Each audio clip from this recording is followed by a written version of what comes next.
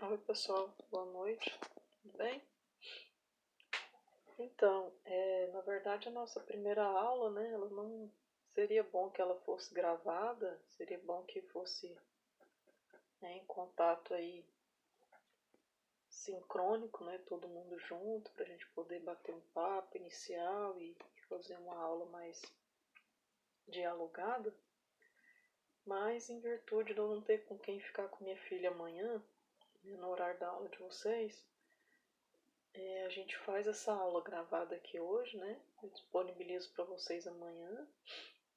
E na outra aula que a gente se reunir, né? A gente pode comentar alguma coisa, ou vocês tirarem alguma dúvida, perguntar alguma questão, tá? Lembrando também que eu fico aberta aí, né? Tanto no e-mail quanto no WhatsApp, vocês podem encaminhar qualquer questão mais urgente ou mais ligada às nossas discussões aqui que a gente vai fazer. Então, primeiramente dizer que é um prazer, né, estar aqui com vocês, que são alunos do curso de História. Eu nunca havia trabalhado nesse curso ainda. A minha área é a área da Geografia, né? Eu venho de formação da graduação e de mestrado ligado à Geografia. Minha graduação foi pela UEG, da cidade de Goiás, para quem não me conhece, né? Formei lá em 2007. Depois fiz o mestrado em Goiânia, pela UFG, né? Sob orientação da professora Maria Geralda, que foi uma das primeiras professoras da área de Geografia Cultural, lá no UFG, no IESA. Então, por esses espaços aí, né, institucionais que a gente vem passando e que a gente tem parte da nossa formação. Depois fui para Goiânia ainda fazer o doutorado, né, na linha de pesquisa Movimentos Sociais, Trabalho e Educação.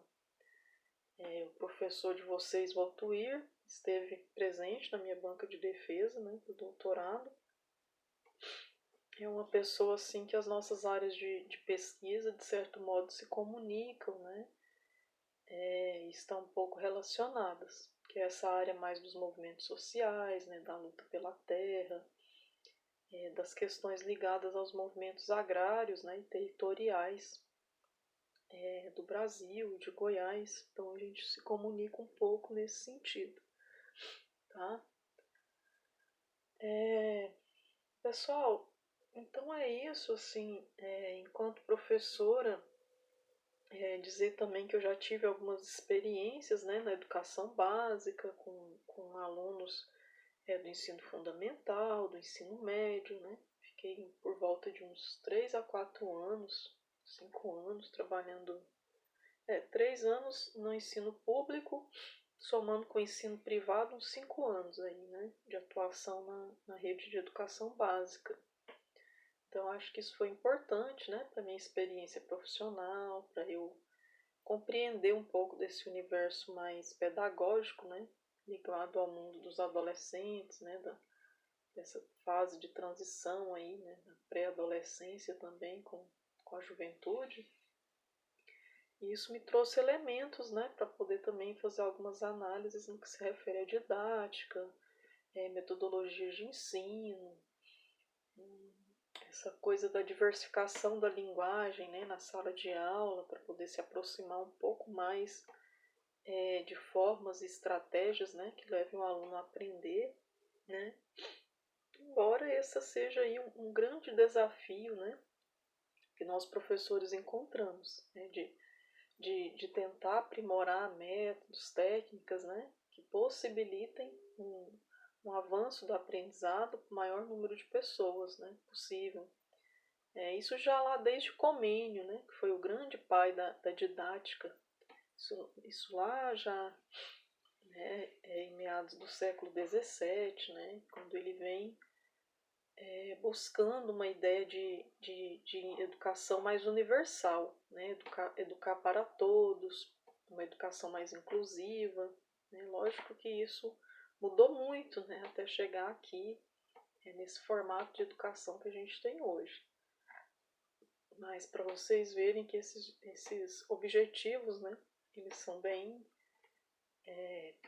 antigos, né? Então acho que é importante a gente fazer essas retomadas, né, históricas também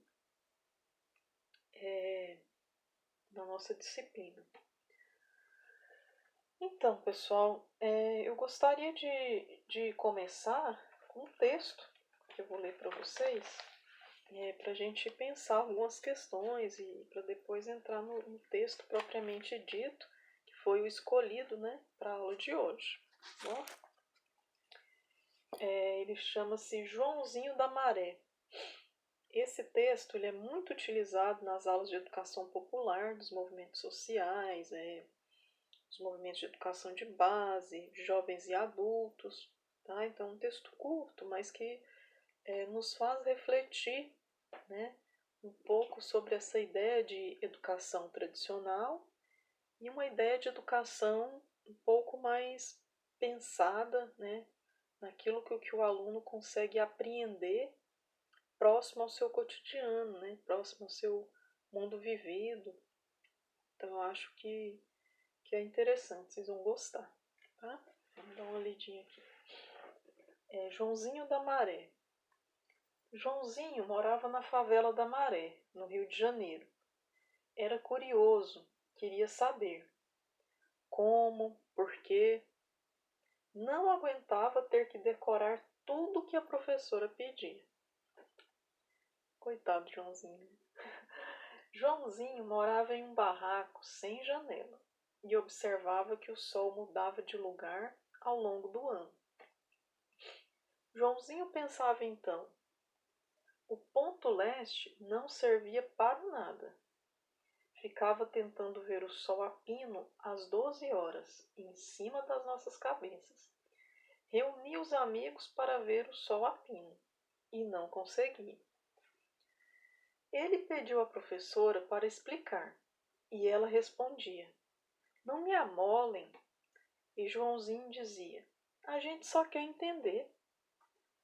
As 4 estações do ano era outro decoreba. Havia vários conteúdos em que se percebia a relação entre escola e domesticação.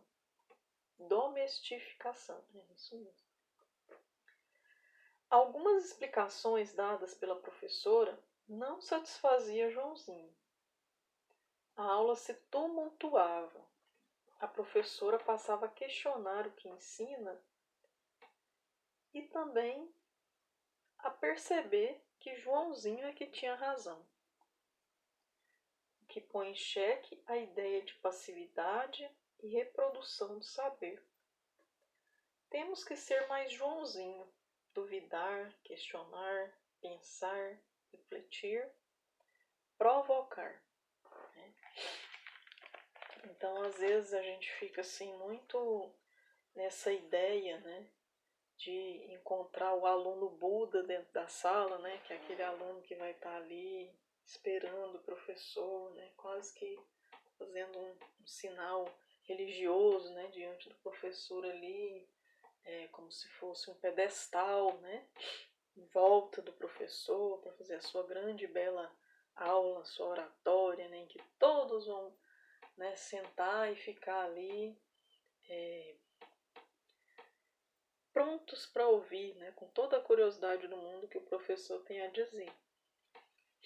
E nem sempre as coisas são assim. Né? Então, uma das minhas características que vocês vão perceber é que eu sou aquela professora que, ao mesmo tempo, não se distancia da utopia, mas eu também sou uma professora que eu não gosto de ficar contando história para boi dormir, como se diz na época da minha avó, para vocês, né? Porque eu acho que vocês vão para a sala de aula, vocês no momento do estágio, vocês vão estar enfrentando já problemas diretamente ligados, né, à própria questão que atinge a sala de aula. Não sei como vai ser esse momento da pandemia.